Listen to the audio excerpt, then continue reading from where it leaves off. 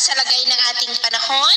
ngayong hapon po ng December 19, 2024. Sa ngayon po ay dalawang sama ng panahon ang ating binabantayan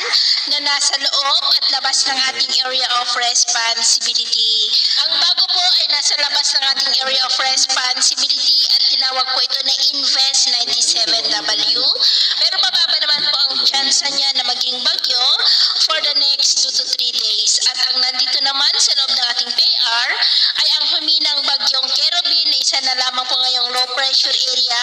Ngunit nagdudulot pa rin ng maulap na kalangitan with isolated rains sa malaking bahagi ng Mindanao at Visayas, lalo na at sinabayan pa yan ng malakas na bugso ng hanging amihan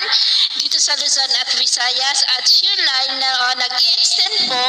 dyan sa northeast ng Mindanao. At sa ating long range forecast, maliban sa amihan at shear line na magpapaulan sa ating bansa ay wala naman pong bagyo na namamataan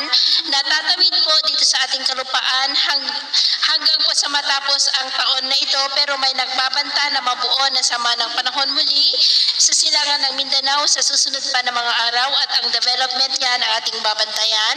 kung matutuloy po o hindi. At sa lagay ng ating panahon, ngayong hapon ay mulap ang kalangitan with isolated rain sa malaking bahagi ng Mindanao, Visayas, Southern Luzon at Northern Luzon na posible pa rin na magtuloy-tuloy